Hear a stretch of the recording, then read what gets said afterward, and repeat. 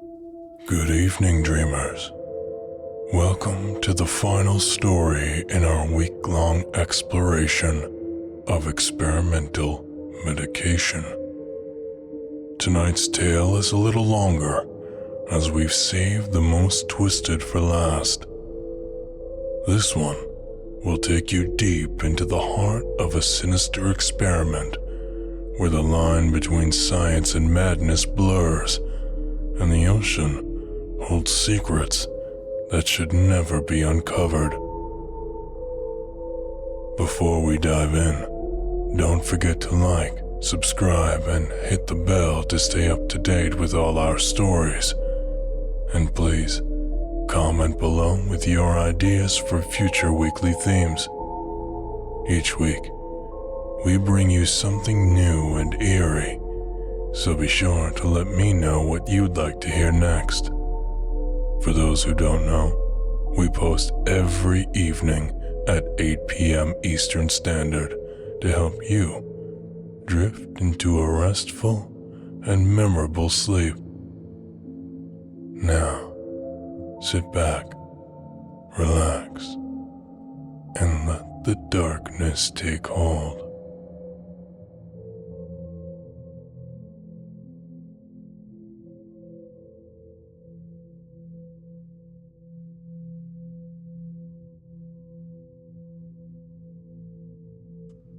Part 1. The Call of the Quiet Sea. Dr. Eliza Whitney had always been drawn to the sea, not for its beauty, though it was beautiful, but for its silence. It was the kind of silence that swallowed things whole. The Galapagos, with its strange volcanic landscapes and endless stretches of blue, was a world unto itself, ancient and indifferent. And now, here she was, anchored miles off its coast, on a boat that creaked like old bones beneath her feet. The Aegir was an aging research vessel, all rusted bolts and peeling paint, with a sour smell that lingered no matter how many times she scrubbed the decks. It was a boat built for work, not for comfort, and she loved it for that. It was her floating sanctuary and her prison. She stood on the deck, staring into the water, the sun hang low, bleeding orange across the waves. The surface rippled, placid and glassy, but Whitney knew better than to trust its calm. She'd seen what lurked beneath, the endless dark, the predators that moved like shadows, mouths open and blind.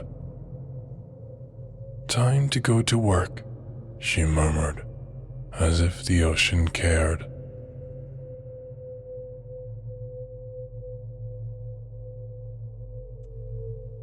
The communicant was an ugly thing, a tangled mess of wires, circuits, and metal plates bolted to a control panel that looked like it had been stolen from a Cold War bunker.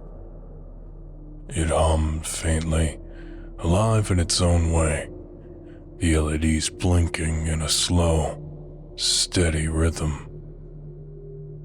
This device was Whitney's life's work, a machine designed to translate neural signals into crude, digital speech. It was a Frankenstein of technology built over decades of trial and failure. She and her colleagues had believed once that dolphins might hold the key to something extraordinary. Language, thought, a bridge between species. But those colleagues were gone now, scattered like ash to other universities, other projects, and Whitney was alone, holding on to the dream like a splinter in her palm. She adjusted the dials, the knobs clicking softly beneath her fingertips. The communicant had been temperamental lately, spitting out nonsense more often than not. Still, she had faith. Or maybe it was just stubbornness. "Okay, Al," Whitney muttered, kneeling at the edge of the deck. "Let's see what you've got for me today." Al was short for Eloise, the largest and oldest of the pod.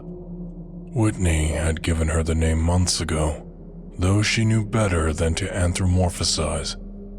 Eloise was a bottlenose dolphin, sleek and scarred, with a dorsal fin that had been notched by some long-ago predator. She was beautiful, in the way all dolphins were, but there was something else about her. Something that made Whitney uneasy. Eloise watched her, always. The others were playful, curious, darting through the water like silver knives. But Eloise hovered. She would float just beneath the surface, her head tilted, her black eyes fixed on Whitney. "Come on, girl," Whitney said, lowering the suction cup sensors into the water. "Let's get you hooked up." The sensors were delicate, connected to the communicant by thin, rubber-coated wires. Whitney had learned through trial and error exactly where to place them. Along the dolphin's skull, just behind the blowhole, where the brain's electrical activity was strongest. It had taken months to perfect the process, and Eloise had been patient. Too patient. Whitney lowered herself to her stomach, leaning over the edge of the boat. The water lapped at the hull, dark and inviting. Eloise surfaced, her breath a hollow whoof that sprayed mist into the air. For a moment, Whitney saw herself reflected in the dolphin's black eyes. A gaunt woman in her mid-40s, her face lined by sun and exhaustion, her dark hair tied back in fraying braid. "Hold still," Whitney whispered, reaching down with the sensors. Eloise did not flinch. She never did. The dolphin held her position, her skin smooth and cool beneath Whitney's touch. One by one, Whitney placed the sensors, suction cups hissing as they sealed to the dolphin's skull. When it was done, Eloise sank back into the water, only her dorsal fin breaking the surface as she drifted away. Whitney wiped her hands on her jeans and turned back to the communicant. The machine was awake now, the hum rising in pitch as the neural signals trickled in. She watched the screen, waiting for something, anything. At first, there was nothing but static, white noise, like wind through a broken radio. Whitney's shoulders slumped. She had grown used to disappointment. Then, the static shifted. Whitney froze. The screen flickered, the noise coalescing into jagged bursts of data. It was faint, fragmented, but it was there. She leaned closer, her breath caught in her throat as the first crude letters appeared on the monitor. Not.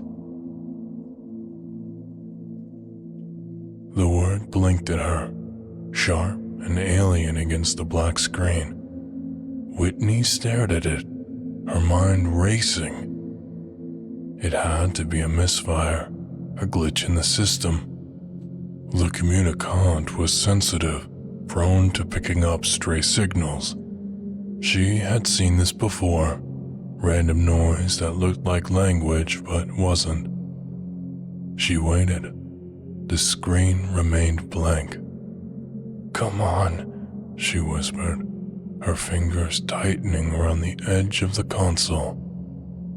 "Come on, Elle." Eloise surfaced again, closer this time. Her head broke the water, and for a moment, Whitney swore the dolphin was looking through her. A chill crawled up her spine. She shook it off, turning back to the machine. The screen flickered again. New letters formed, halting and crude. Him. Whitney felt her heartbeat quicken. "No," she said aloud, though she wasn't sure why. "It's just noise. Just noise." Eloise sank beneath the water, her tail breaking the surface with a lazy flick. Whitney stared at the screen, the words burning in her mind. Not him. She sat back, rubbing her hands over her face. The sun was setting now, the sky bruising to purple and red. The air was heavy, thick with salt and humidity. But Whitney felt cold. She told herself it was nothing, a glitch, a mistake. But as she packed up the equipment and coiled the wires, she couldn't shake the feeling that she was being watched. Not by Eloise, but by something else. That night, as she lay in her narrow bunk, she dreamed of black water and eyes that never blinked.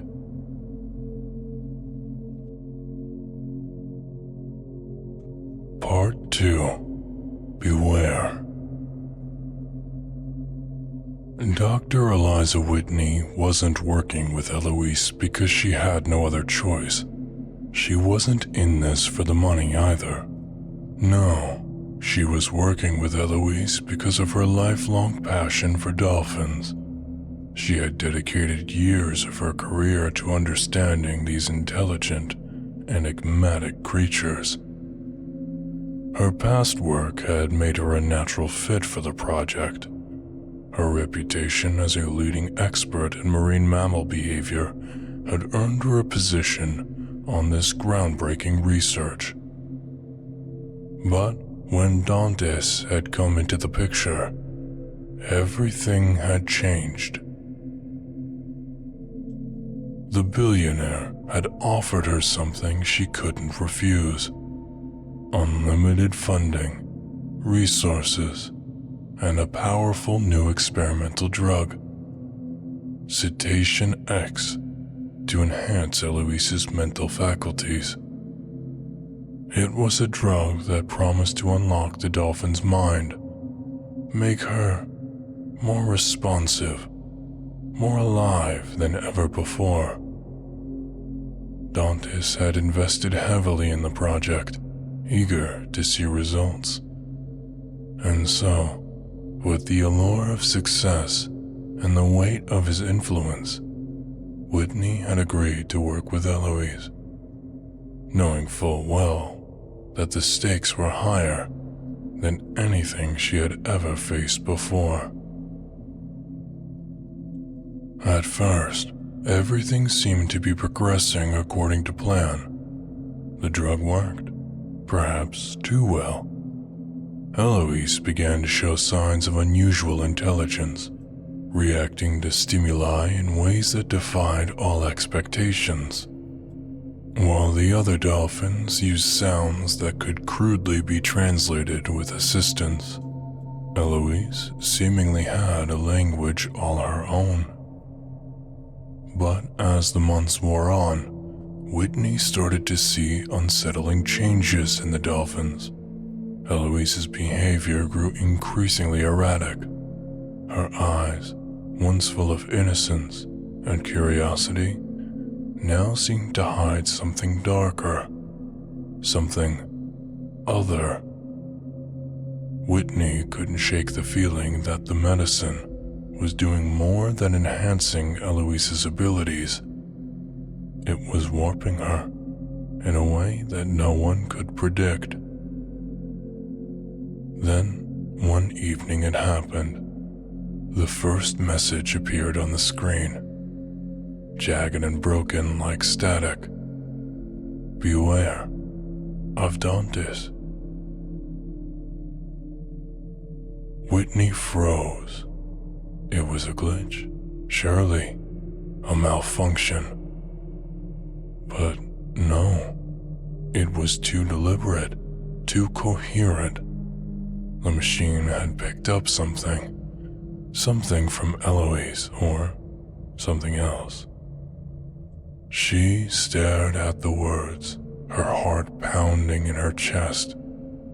Of course, she knew the name Dantes, the man who had funded the entire project, who had promised her endless resources to make her research a success. But why would Eloise, a dolphin, warn her about him? Whitney glanced at her phone. Another email from Dantes, a new grant, another round of equipment. He was pleased with the progress. Too pleased. Something felt off, but Whitney couldn't quite put her finger on it. She had never questioned why Dantes was so obsessed with this project, why he had poured so much money into making Eloise speak. She had never questioned why he seemed to know everything about her work, her progress, her failures. But now, with the message on the screen, a growing sense of dread began to creep into her thoughts. What was Dantes really after? The next few weeks were a blur. Eloise's behavior became more erratic. The message on the communicom grew clearer, more insistent. I will never tell him. The words echoed in Whitney's mind, chilling her to the bone. Then came the night that would change everything. Eloise surfaced, but this time she didn't wait for the sensors. She swam directly to the boat, nudging the side with her snout. There was something deliberate in her movement, something desperate. Eloise, what's wrong? Whitney whispered, her voice tight with unease. The dolphin's eyes locked onto hers, and for the first time, Whitney saw something other in them. A flicker of recognition, a flicker of knowledge that made her skin crawl. Before Whitney could attach the sensors, Eloise spoke. Whitney did not need to hook her up to the communicant to understand. He's watching, she thought. Whitney recoiled, her heart pounding in her chest. This isn't Eloise. It wasn't the dolphin at all. It was something else. Something deeper. Something that had burrowed its way into this creature's mind. She pulled away from the edge of the boat, her mind racing. What was happening? What was Dantes doing to Eloise?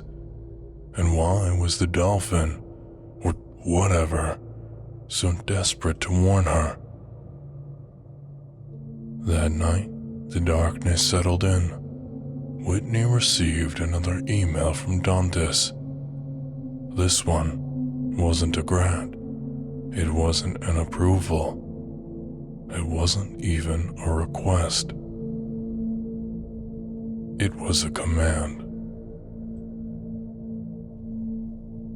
Deliver my message to Eloise, Dr. Whitney. You will do so before sundown today, or I will ensure that your lover's fate is sealed.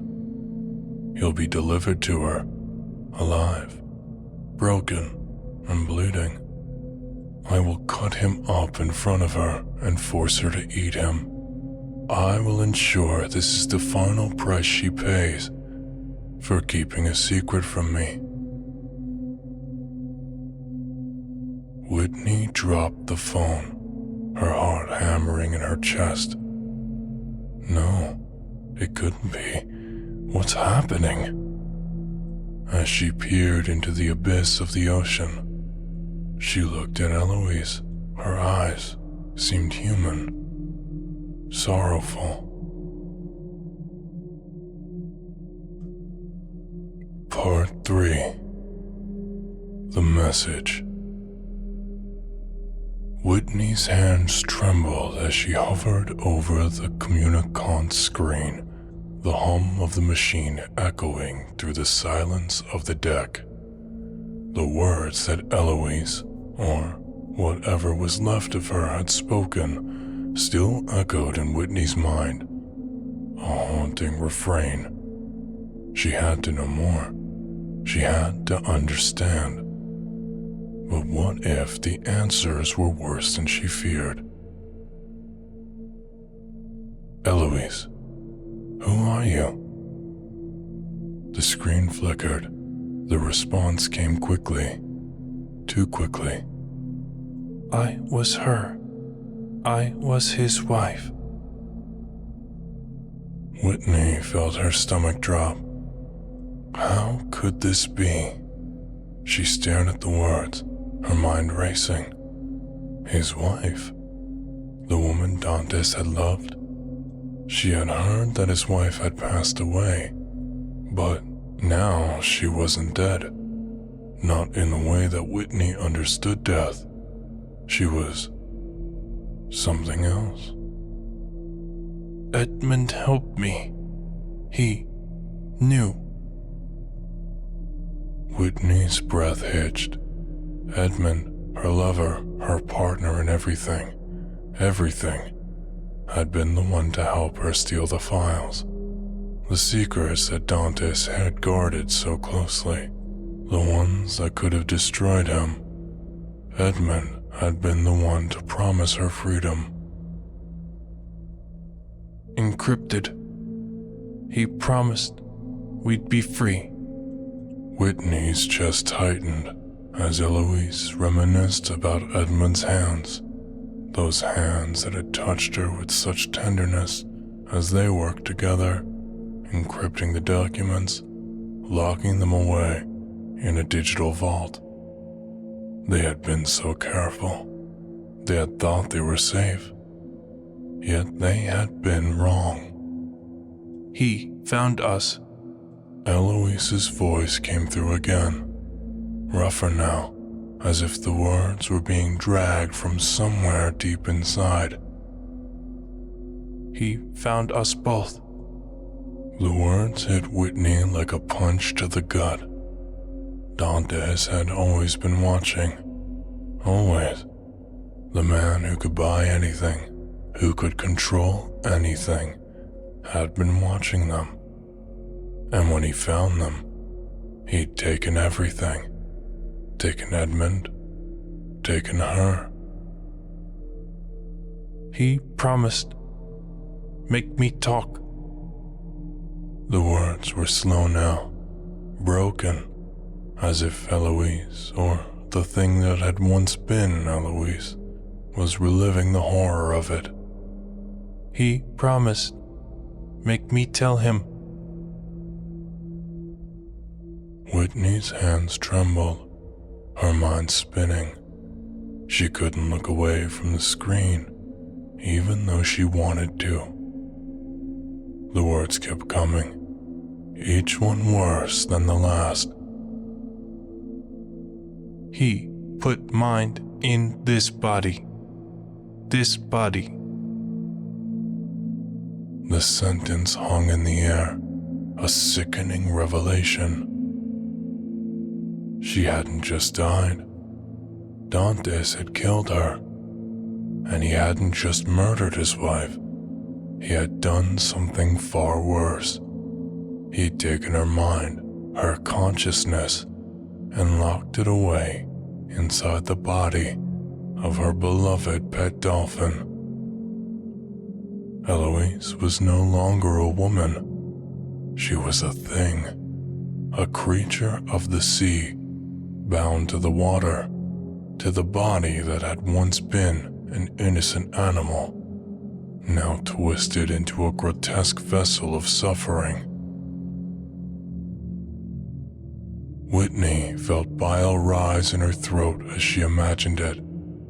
Eloise's mind, trapped in the body of a dolphin, unable to escape, unable to speak, a body that was no longer her own. The dolphin's sleek and graceful form was a prison, a cruel mockery of the woman she had once been. Made me live. Made me remember. Whitney's heart clenched. Live? Eloise had been forced to live in this body, to remember everything she had lost, everything she had been. The memories of her life as a woman, as Dante's wife, as Edmund's lover, were still there, buried deep within the mind of a creature that could never speak the truth, never escaping. Whitney wiped her eyes, but the tears wouldn't stop. She asked her next question, though she was afraid of what it would reveal. "What about Edmund?" The response came quick, the words sharp and cold. Waiting. Whitney's breath caught. Edmund, Eloise's lover, the man had promised to protect her, the man who had helped her. Dantes had taken him, but he hadn't killed him. Not yet.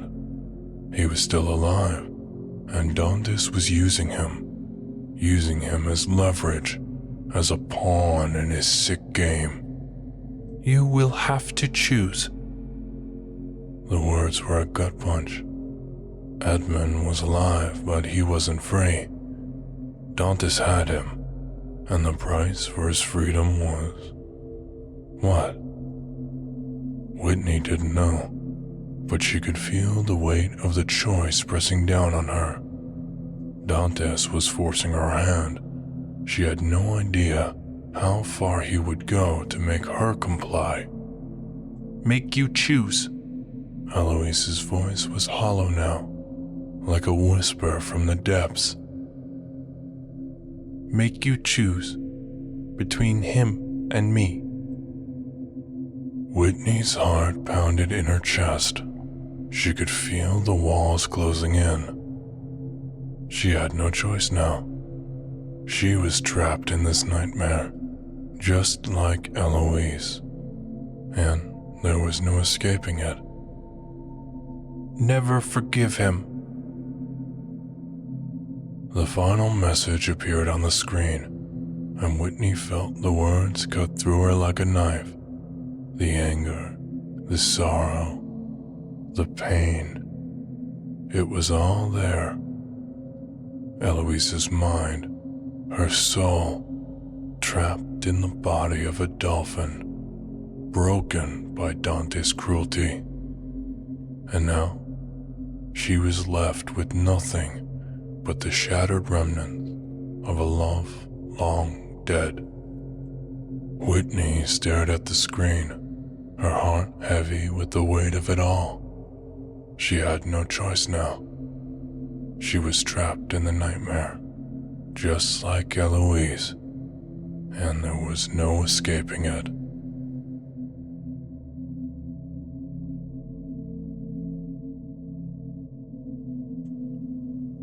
Part 4. The Silence of the Ocean. A small boat appeared on the horizon, its outline barely visible against the blackening sky. As it drew closer, Whitney's pulse quickened. She didn't need to see his face to know who it was. Dante's. The boat scraped against the side of hers with a soft thud, and Dante's climbed aboard. He was carrying a bucket. Something in dark marker was scrawled crudely across the bucket.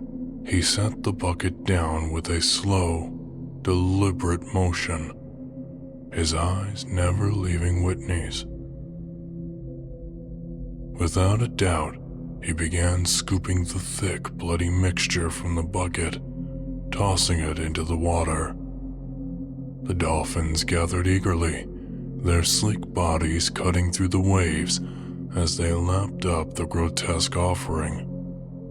All except for Eloise. She stayed at the edge of her group, her eyes fixed on the water, her movements stiff, almost hesitant. Dante's glanced at Whitney, his lips curling into a smile that didn't reach his eyes. "Did you learn the password for the encryption?" he asked, his voice smooth, too smooth. Whitney's throat tightened. She didn't have it. She had failed. She hadn't been able to crack it. "No," she replied, her voice barely above a whisper. He chuckled, the sound dark and cruel, before continuing to scoop the mixture into the ocean. "Did she tell you everything?" Whitney's eyes flicked to Eloise, the creature who had once been a woman who had been loved, who had been betrayed. She nodded slowly. She has. Dante's paused, his eyes gleaming with something that could have been satisfaction. Tell her I really did love her, you know?" He grinned, a sickening, empty grin. "Which is why I'm giving her a special treat." "Edmund?" Whitney asked, her voice trembling, the horror settling in her chest. Dante threw his head back and laughed. The sound was sharp, cruel, like the snap of a bone. He turned the bucket towards her. Edmund, it read. He looked to Eloise bobbing in the ocean. "You didn't think I'd forget about him, did you?" He continued tossing the chum into the water, his eyes glaring at Eloise with a twisted sort of affection. "You're a failure, Dr. Whitney," he said, his voice low, almost a whisper. "If you can't get a password from an old sea cow, what use are you to me?" Whitney could hear her heart pounding in her ears. She knew it was coming. She had known from the moment Dantes had stepped onto the deck. The gunshot rang out before she could react, the sharp crack of the bullet splitting the air. Her body jerked as her body danced into the ocean. Dantes looked down at her with indifference, his expression cold. "Well, so much for that plan," he muttered, glancing at the bloodied water around her. He turned to Eloise, who was still lingering at the edge of the group, watching him with those haunting eyes, human eyes. Dantes tossed the last of chum towards her, the bloody mixture lapping against her face, a final offering. "Don't worry, my pet," he said, his voice dripping with malice. "I've got more in store for you."